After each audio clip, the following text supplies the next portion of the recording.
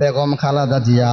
ওই বান্দির কপাল কত ভালো রে ভাই, এই বান্দির জানাজা নামাজ পড়াইল রে ভাই বাইতুল মুকাররমের খতিব আব্দুল মালিক হাফিজাহুল্লাহ। সাধারণ কথা না, সাধারণ কথা না। তুমি চাইলো কিন্তু তোমার জানাজার নামাজ আনতে পারবে না।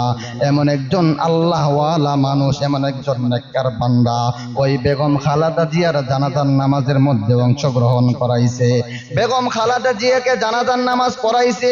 শুধু তাই না, ওই বেগম খালেদা জিয়ার জানাজার নামাজের মধ্যে কত আলেম হয়ে যায়, লক্ষ লক্ষ আলেমের সমাগম, লক্ষ লক্ষ আলেম উপস্থিত হয়ে যায়। আল্লামা মামুনুল হক, শায়েখ আহমদুল্লাহ সাহেব সহ আল্লামা আজহারি সাহেব একবারে দেশের বাহির থেকে চলে আসছে জানাজার নামাজ পড়ার জন্য।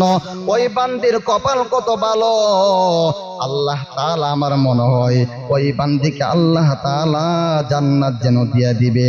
কারণ কত মানুষের দোয়া আছে, প্রত্যেকটা মসজিদে মসজিদে তার জন্য দোয়া করে আল্লাহ যেন তাকে মাফ করিয়া দেয়।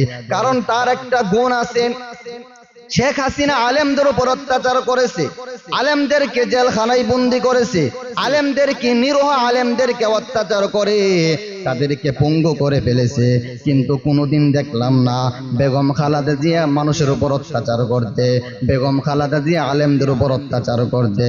আলেমদের পক্ষ নিয়ে সব সময় মানুষের সাথে কথা বলছে, ঠিক কি ঠিক না?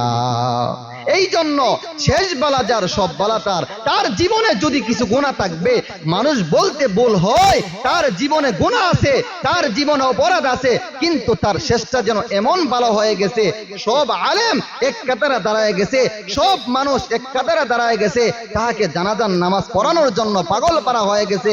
এমনকি আজহারি সাহেব সহ বাংলাদেশের উল্লেখযোগ্য যত আলেম, বড় বড় আলেম কাতারে দাঁড়ায় গেছে জানাজার নামাজ পড়ানোর জন্য। শুধু তাই না, তার জানাজার নামাজ পড়ানোর পরে তাহাকে কাঁধে নিচ্ছে আল্লামা মামুনুল হক সহ আল্লামা আজহারি সাহেব সহ তাহাকে কাঁধে নিয়ে দাফন পর্যন্ত করেছে। এটা তার জন্য বড় ভাগ্যমান, তার জন্য বড় ভাগ্যমান।